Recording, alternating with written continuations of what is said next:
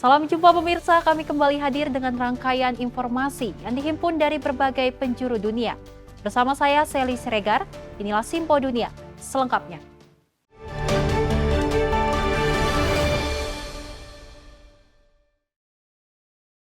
Ya langsung saja pemirsa, upaya mengurangi ketergantungan Eropa pada energi Rusia telah ikut mendorong pengembangan bahan bakar nabati baru.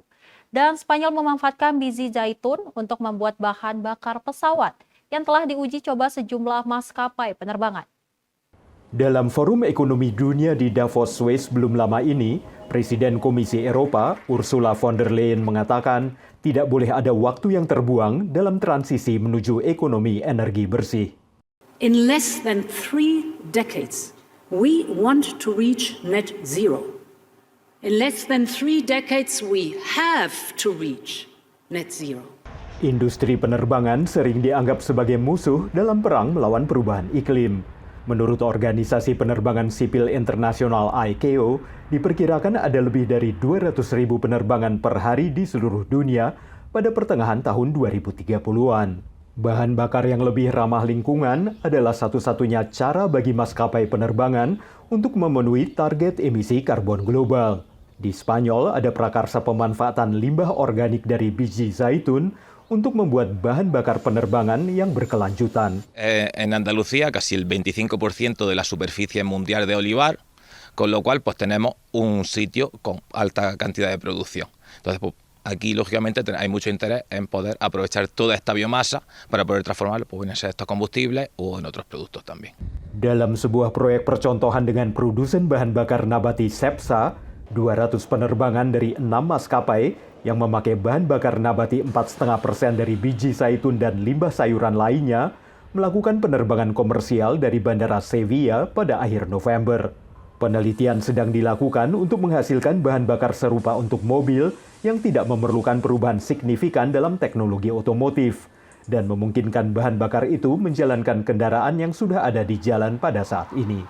Entonces vamos a intentar obtener desde la biomasa el biocombustible más parecido al que tenemos ahora, de tal manera pues, que tengamos que hacer los menos cambios posibles y podamos utilizar lo más rápidamente posible también este biocombustible directamente ya en el transporte, sea aviación o de turismo o demás. Bahan bakar fosil yang digunakan Spanyol hampir seluruhnya diimpor dari luar negeri. Ini berarti potensi pemberian insentif untuk mengembangkan teknologi biomasa masih sangat besar. Prospek mengubah limbah zaitun menjadi bahan bakar dan produk lain seperti bahan konstruksi bisa meningkatkan perekonomian sekaligus menciptakan lapangan kerja baru di wilayah Uni Eropa dengan salah satu tingkat pengangguran tertinggi ini. Dari Arlington, Virginia, saya Helmi Yohanes dan tim VOA. Tak hanya itu, para petani di Rajasthan, negara bagian di India, sudah lama memelihara tanaman keras yang bisa bertahan di suhu tinggi. Kini sejumlah warga mencoba membuat usaha penanaman sayuran kebutuhan sehari-hari dengan teknik pertanian modern di kawasan gurun ini. Para buruh pertanian di India ini secara perlahan mempelajari keterampilan memelihara sayuran eksotis yang sebelumnya tidak pernah mereka kira bisa tumbuh di negara bagian Rajasthan. Di sini tingginya suhu musim panas dan kurangnya air membuat tanah gersang. Rajnus Agarwal, seorang insinyur yang aktif bepergian, mulai memelihara tanaman seperti paprika, tomat ceri, dan stroberi di lahan keluarganya untuk mendapatkan sayuran yang tidak tersedia di kota kelahirannya Jodhpur. Usaha ini berdiri 2 tahun lalu pada masa pandemi COVID.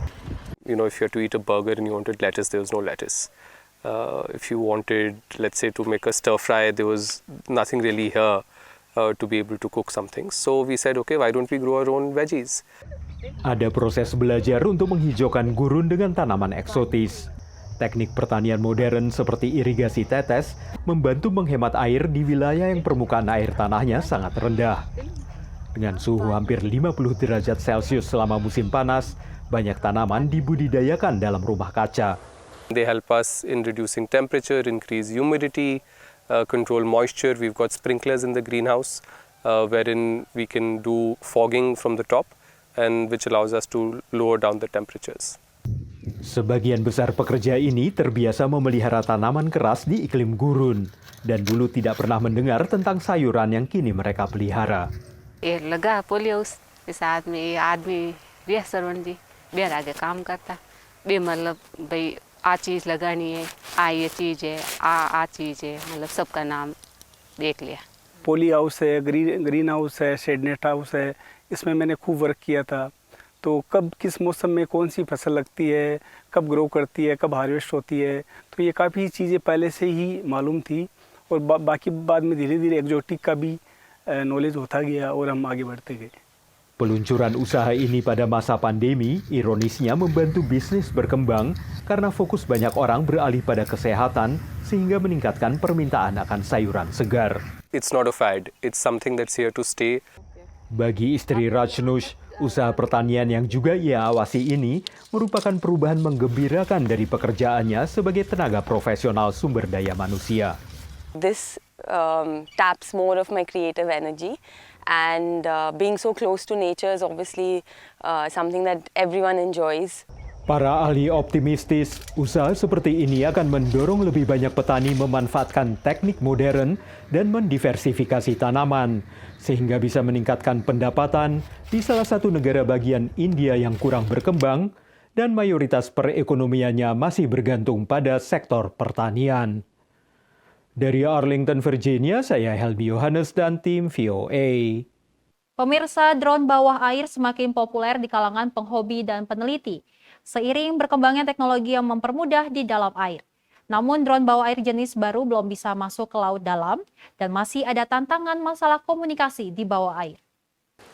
Sebuah tim robotika SMA dari Sacramento, California bernama Jesuit Robotics merancang kendaraan yang dioperasikan dari jarak jauh atau ROV selama lebih dari 1 dekade. We developed the grippers ourselves. The cameras are modularly adjustable buoyancy systems. Jesuit Robotics belum lama ini memamerkan drone bawah airnya di sebuah kompetisi di Long Beach, California. Drone bawah air bernama Manatee ini dapat memetakan kapal yang karam atau mengerjakan proyek-proyek lingkungan. We have our custom AI detection software. Our bottom gripper helps us restore seagrass beds. Yang menarik adalah ROV belum lama ini menemukan kapal Endurance yang tenggelam di perairan Antartika tahun 1915. Operasi ini menghabiskan biaya sekitar $10 juta. Namun ROV lambat berkembang di kalangan penghobi. Sejumlah usaha rintisan membuat perubahan desain dan menambahkan teknologi untuk membuat drone bekerja lebih baik di bawah air serta menekan biaya. Perusahaan di Los Angeles, Blue Robotics, mengerjakan proses tahan air bagian drone bawah air seperti alat penggerak yang mendorong ROV ke arah yang benar dan menambahkan berbagai sensor untuk mengukur suhu, tekanan, dan kedalaman. Instead of trying to protect the motor from the water, why don't we make a waterproof motor? And so that's really the innovation here. Drone bawah air yang baru ini tidak bisa masuk ke laut dalam, tapi dipakai untuk kondisi yang tidak aman bagi penyelam manusia dan juga untuk para penghobi, menurut ahli teknologi kelautan Fritz Starr.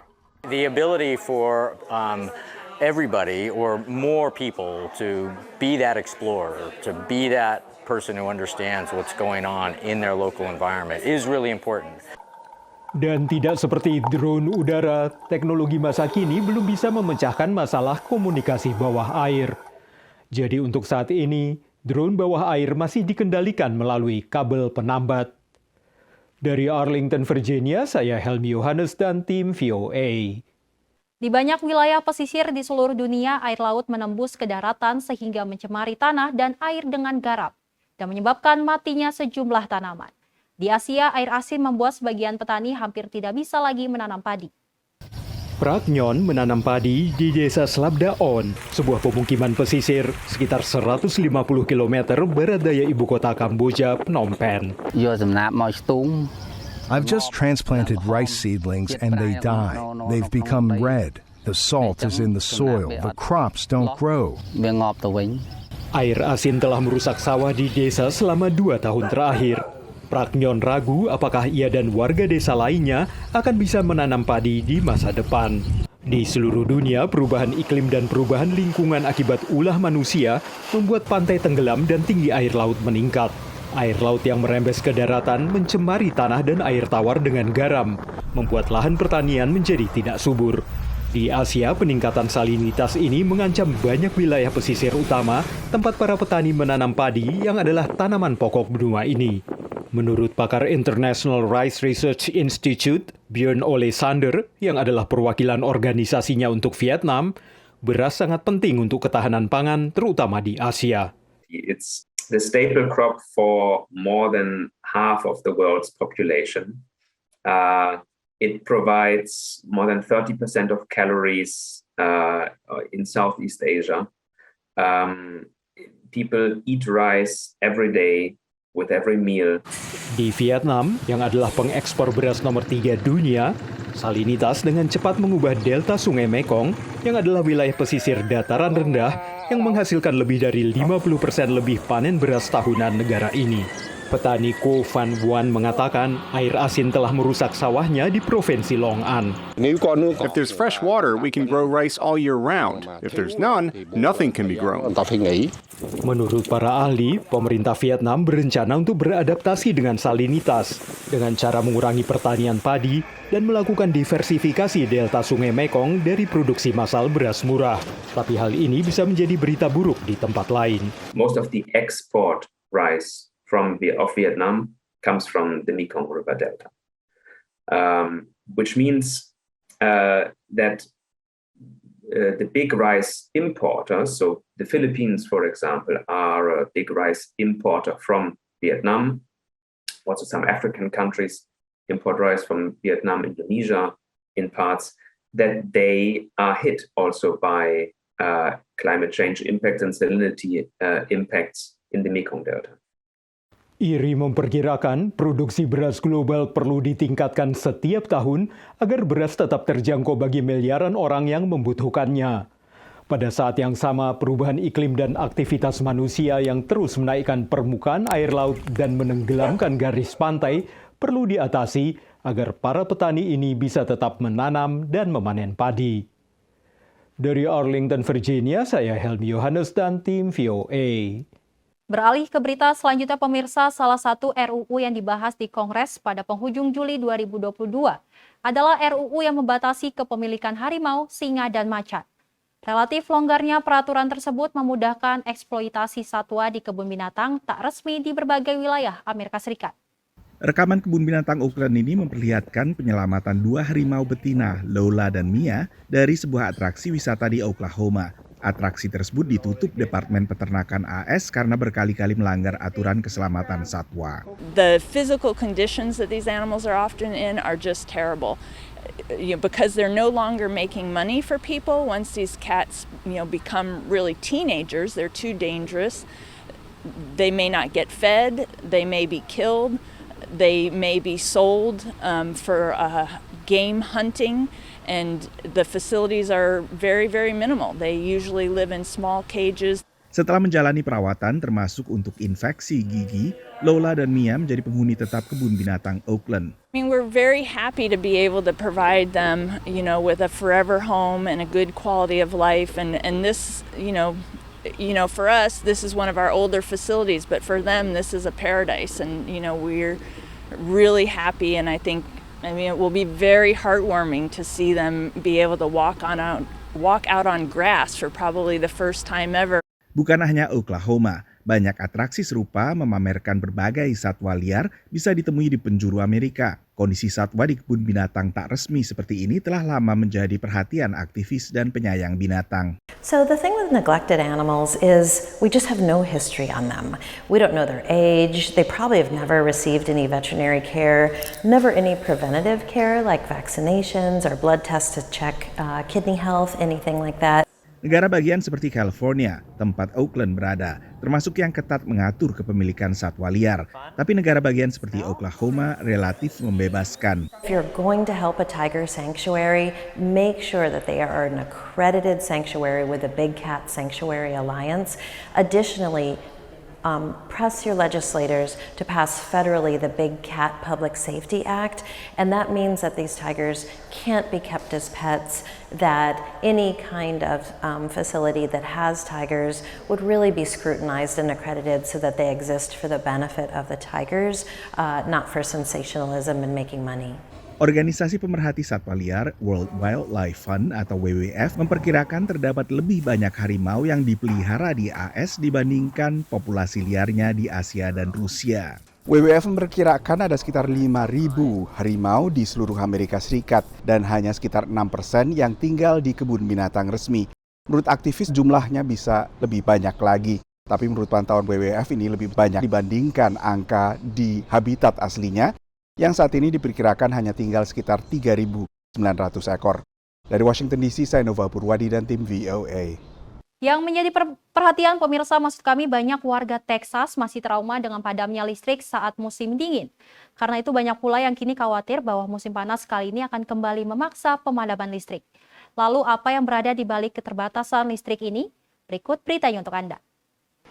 Gelombang cuaca panas melanda negara bagian Texas membuat suhu udara meningkat hingga 40-an derajat Celcius. Akibatnya penggunaan pendingin ruangan meningkat, membuat pembangkit listrik setempat kewalahan. Dinas pemadam kebakaran setempat pun melakukan langkah antisipasi. You know, we want the power to stay on, of course, but we do have preparations in place for our fire stations, at least to be up and running. We do have generator powers, and worst case scenario is if we need to relocate, we will do what we need to do to ensure that we're ready to deploy for the next 911 call.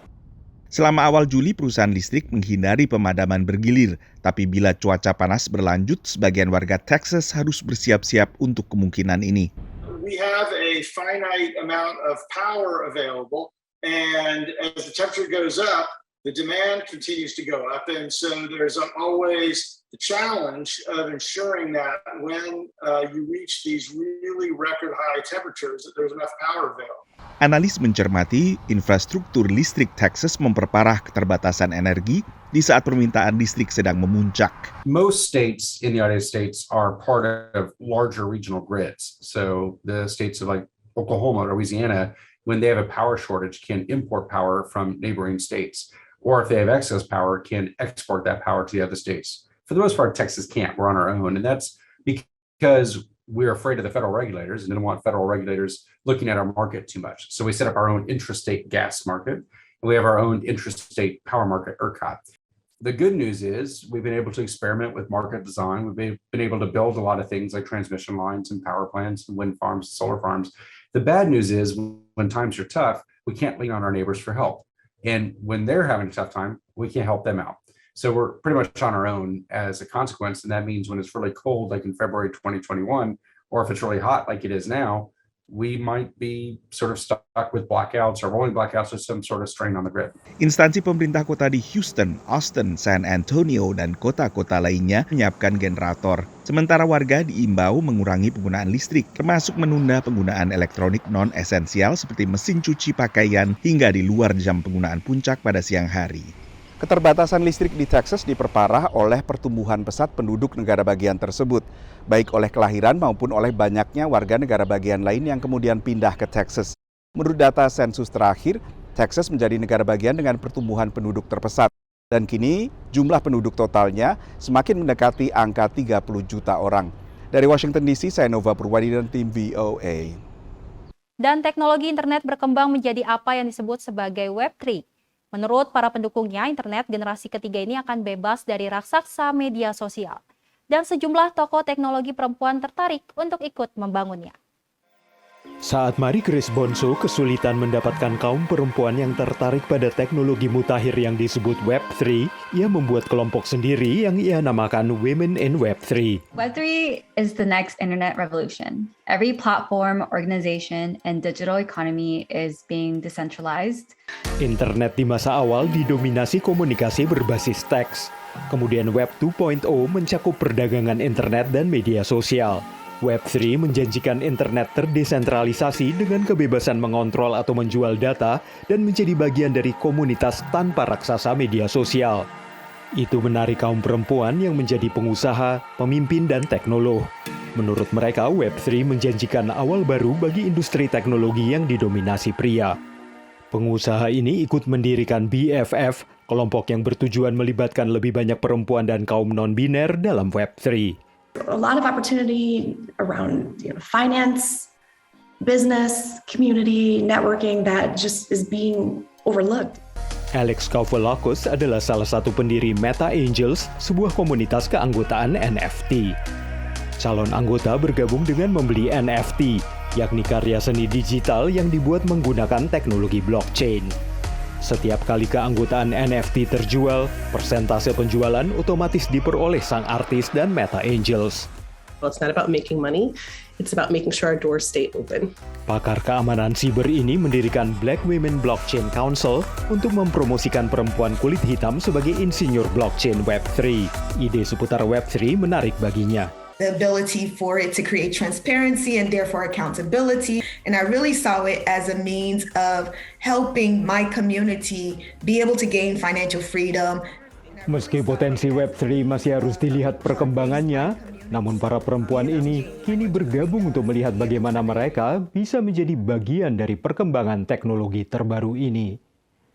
Dari Arlington, Virginia, saya Helmi Yohanes dan tim VOA. Informasi tadi pemirsa sebagai penutup jumpa kita kali ini. Tetap saksikan Simpo Dunia hanya di Simpo TV. Saya Selis Regar dan kru yang bertugas pamit undur diri. Terima kasih. Sampai jumpa.